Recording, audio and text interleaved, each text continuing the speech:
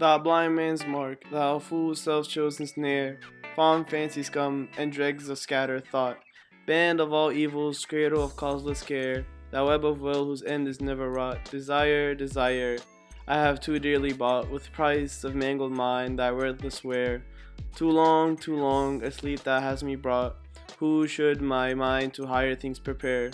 But yet in vain thou hast my ruin sought, in vain thou madest me to vain things aspire.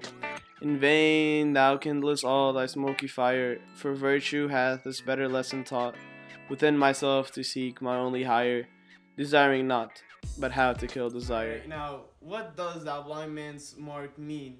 Well, the author, Philip Sidney, was trying to allude that following one's desires without control is like being a blind man. Both don't have control of where they're headed. It's like being on a diet, but choosing to eat a junk food instead of a healthy snack. Or choosing to stay up all night instead of sleeping early when you have responsibilities the next morning. Something like any of these. The author illustrates that desire is a choice that leads to one's downfall, saying, "Thou fool self-chosen snare." This basically shows that desire is a choice made by somebody and it leads to their downfall. Also, desire is later titled as the bane of all evils, which is basically saying that no good ever comes from following desires, but rather doing what is right is what leads you to what you want. It's basically like that feeling when you should do your homework the night before, but you desire to spend your time playing a video game or doing something else.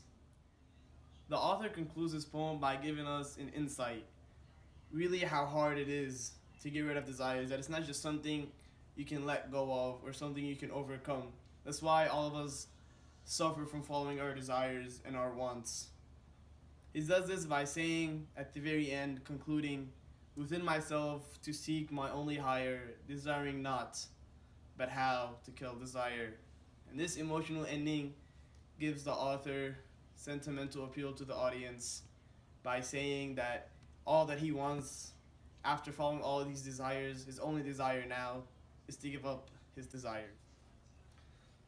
Thou blind man's mark, thou fool self-chosen snare, fond fancies come and dregs of scattered thought, band of all evils, creator of causeless care, thou web of will whose end is never wrought, desire, desire, I have too dearly bought, with price of mangled mind, thy worthless wear, too long, asleep thou hast me brought, who shouldst my mind to higher things prepare, but yet in vain thou hast my ruin sought, in vain thou kindlest all the smoky fire, for virtue hath this better lesson taught, within myself to seek my only higher, desiring not, but how to kill desire. Thou blind man's mark by Philip Sidney. Thank you.